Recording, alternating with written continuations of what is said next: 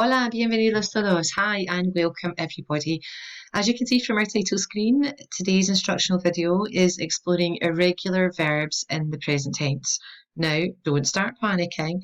Irregular verbs aren't anything to be afraid of. Yes, they're not behaving, they're not doing as they're told, but they can be quite simple to get your head around. Just take your time, watch this video through, and always remember to ask us any questions you might have in class. So first and foremost, let's check. What do we know about verbs? Our verb is a word to use to describe an action, a state, or an occurrence. Now, to describe what we do and others do, we need to conjugate our verbs. Now, if you need a reminder of how we conjugate regular verbs, in other words, the verbs that behave and do as they're told, do go and check out our previous videos here available on YouTube. Well, let's crack on. Irregular verbs. Now, not all of the Spanish verbs follow the conjugation patterns that you have seen so far. These verbs are called irregular verbs. Now, irregular verbs in Spanish can be grouped into three different types, three different gangs, so to speak. The first of these are radical changing verbs. You might hear them called radical spell changing verbs or stem changing verbs. It's the same, guys. Our second group, first person stem changing verbs. And group 3, what I like to call the usual suspects. And I'm sure you're probably aware of who will be in this group. So let's take a look at each group in turn. Let's start with radical changing verbs. Some verbs follow a slightly different pattern, and we call these radical changing verbs. Now, they have regular endings, like our AR, ER, and IR verb patterns you've learned so far, but certain letters in the verb stem change as you go through the verb, forming a consistent pattern. Remember, the verb stem is the little bit you're left over with when you remove the AR, ER, and IR from the verb in its infinitive. Now, within this group of radical changing verbs, there are three types of spelling changes which occur. The O in the stem can change to a UE, the E in the stem to an IE, or an E in the stem can also become the letter I. And we're just going to take a look at a few of these as examples. So our first verb that we're working with, our first radical changing verb, is the verb encontrar. Encontrar means to find in Spanish, and we're told that within the radical changing verbs, encontrar belongs to the group where there's an O to UE spell change in the stem. First of all, identify the group to which the verb belongs. Well, he's an AR verb. You can see that at the end of the infinitive. Why not try writing out that verb as if it were a regular verb? Remember your patterns of your endings: o, as, a, amos, ais, and an. Now let's identify the vowel which is going to change. Now, it's always the vowel just before the infinitive ending. In this case, there's only one O. You can see him there in the stem right in the centre.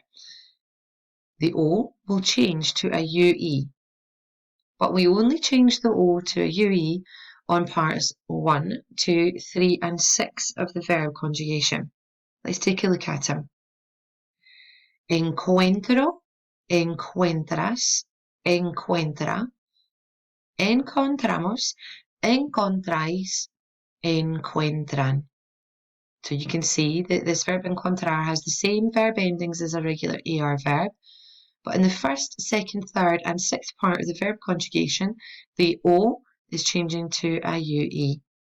And the fourth and fifth, it stays exactly as it should. Let's try another one. The verb poder, to be able to. This is an O to UE stem changer. First of all, take a look. Which group does the verb belong to? It's an ER verb. Write out the verb as if it were a regular verb, trying to remember your ER verb pattern. O, es, hemos, ais, and en. Let's pick out that vowel that's going to change. Remember, it's always the vowel just before the infinitive ending, where the O will change to a UE. Now remember, we're only going to change it on parts 1, 2, 3, and 6. So what does the verb poder look like? Puedo, puedes, puede, podemos, Podéis, pueden. Let's try another O to UE. This time it's the verb dormir, to sleep. Now, dormir belongs to the group of verbs IR. Write that verb out as if it were regular, remembering your IR verb ending patterns. O is imos, is, and in. Identify that vowel where it's going to change. The O, dormir, changes to UE, but remember, only on parts 1, 2, 3, and 6. So what does the verb dormir look like? Duermo, duermes, duerme, dormimos, dormis, duermen. Now let's take a look at a radical changing verb where the E changes to an IE. The verb pensar is an example of such. It's the verb to think. Again, identify the group to which the verb belongs, AR. Write that verb out as if it were regular. Identify that vowel that is going to change. And remember, only change it on parts 1, 2, 3, and 6. So what does the verb pensar look like? Pienso, piensas, piensa, pensamos, pensáis, piensan. Querer and preferir are two more E to IE verbs. Why don't you try writing out each of them in full using the 4 steps illustrated above? Our final group of radical changing verbs that I spoke to you about was the verbs where the E in the stem changes to an I. Pedir is an example of this. Pedir means to ask for. Again, this is a verb belonging to the IR group, so let's write it out as if it were normal and regular. Remember that IR verb pattern. Again, identify the vowel to change. Remember, it's always a vowel just before the infinitive, so there's your E changing to the I. Change that E to an I just on parts 1, 2, 3, and 6.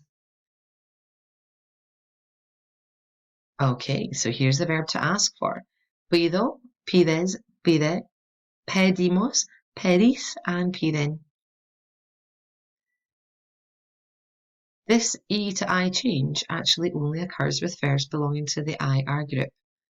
I've given you lots of examples of these radical changing verbs on your handout. Why not try a few of them out in your own time? And remember to let us see what you're doing and we'll check in.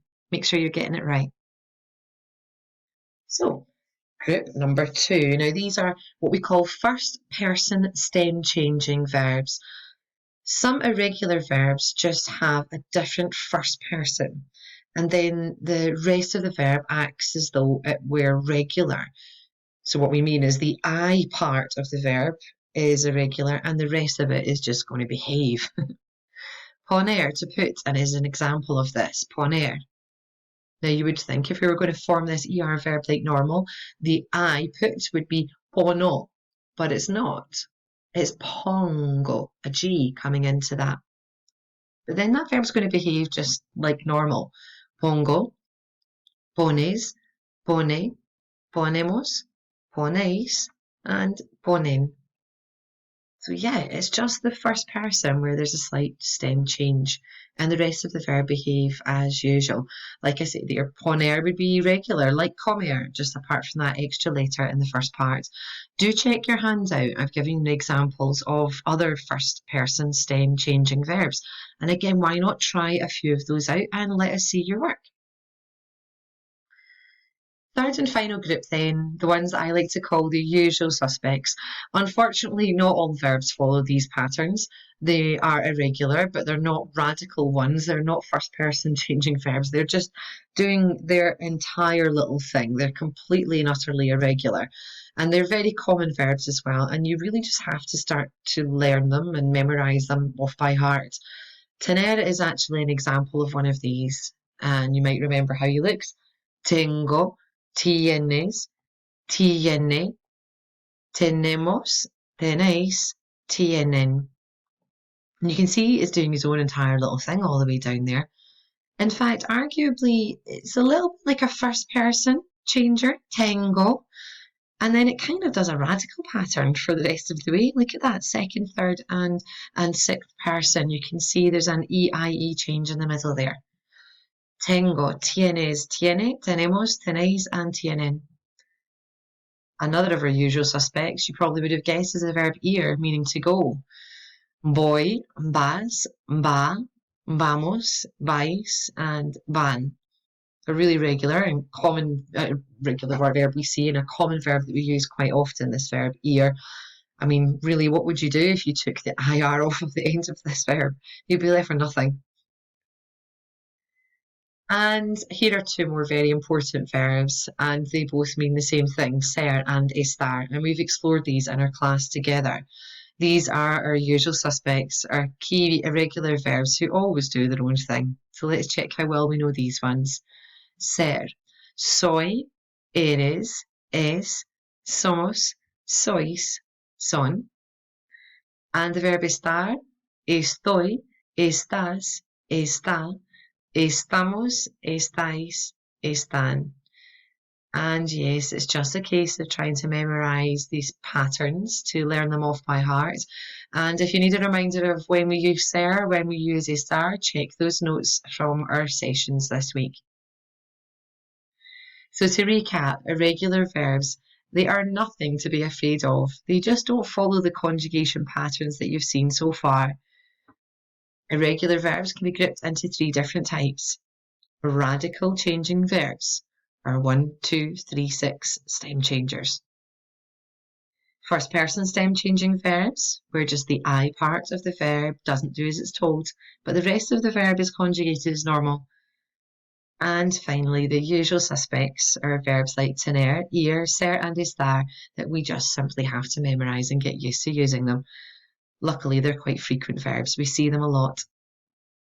So do take some time to review each of these, and in your own time, let us see any of activities there or any little conjugations that you're doing at home. Bring them along to class so that we can check that you're doing great. I'm sure you will be. Anyway, that's the end of this video. Muchísimas gracias a todos as usual. Thank you so much everyone as usual. Y hasta la próxima. See you next time.